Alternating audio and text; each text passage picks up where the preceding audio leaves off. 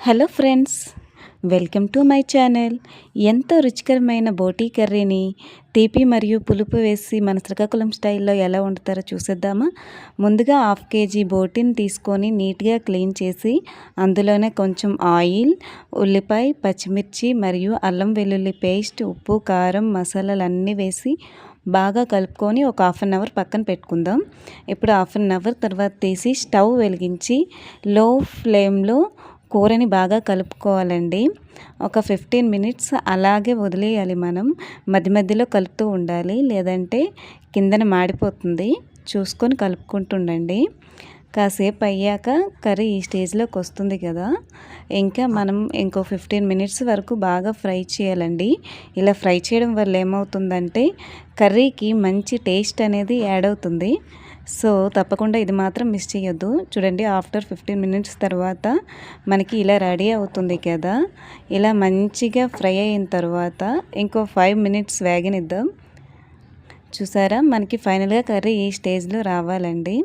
ఇలా వచ్చిన తర్వాత ఇప్పుడు ఇందులోకి మనం కొంచెం వాటర్ యాడ్ చేసుకుందాం. వాటర్ యాడ్ చేసుకొని కర్రీనంతా ఒక్కసారి బాగా కలుపుకోండి. ఈ బాగా కలుపుకున్నటువంటి కర్రీకి కాసేపు మూత పెట్టి మనం ఒక 15 మినిట్స్ లాగా ఉడికించాలండి.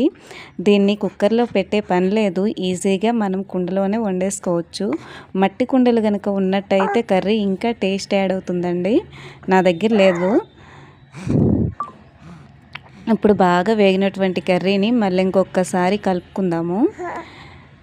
ఇప్పుడు కలుపుకున్నటువంటి కర్రీలో మనం ఒక చిన్న బెల్లం ముక్కను యాడ్ చేద్దాం. నేను మీడియం సైజ్ బెల్లం ముక్క తీసుకున్నానండి. తీపి ఎంత ఉండాలనేది మీ ఇష్టం. ఎక్కువ కావాలంటే ఎక్కువ తీసుకోవచ్చు, లేదంటే తక్కువ తీసుకోవచ్చు. నేనైతే మీడియం సైజ్ బెల్లం ముక్కను తీసుకుని కర్రీలో వేసుకొని బాగా కలిపి ఇచ్చేసేసాను.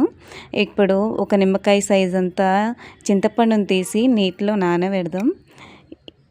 కొంచెం నీళ్ళేసి ఈ నానిన తర్వాత ఈ గుజ్జురు తీసి మనం కర్రీలో ఫైనల్గా యాడ్ చేద్దాం. ముందే యాడ్ చేయకూడదు. ఇప్పుడు బాగా ఉడికినటువంటి కూరని మళ్ళీ ఒకసారి మూత తీసి బాగా కలుపుకుందాం. ఇప్పుడు మనం పక్కన పెట్టుకున్నటువంటి చింతపండు గుజ్జుని అందులో వేసి కర్రీ మొత్తాన్ని ఒకసారి బాగా కలిపి మూత పెట్టి ఉడకనిద్దామండి. ఇప్పుడు కాసేపు ఉడికిన తర్వాత చూసారా, కర్రీ ఎంత యమ్మీగా కనిపిస్తుందో. మనం గ్రేవీకి తగ్గట్టు ఇలా ఉంచుకోవాలంటే ఉంచుకోవచ్చు, లేదు ఇంకా కొంచెం డీప్ ఫ్రై కావాలంటే మనం వాటర్ ఇంకేంత వరకు కూడా కర్రీని ఇలా పెట్టేయొచ్చండి. నేనైతే గ్రేవీ కర్రీలో ఈ కర్రీ చాలా బాగుంటుంది. పులుపు తీపి అన్నాం కదా, అందుకే గ్రేవీగా అయితేనే ఈ కర్రీ బాగుంటుంది. ఇంకా స్టవ్ ఆఫ్ చేసి సర్వ్ చేసుకొని తినేయడమే.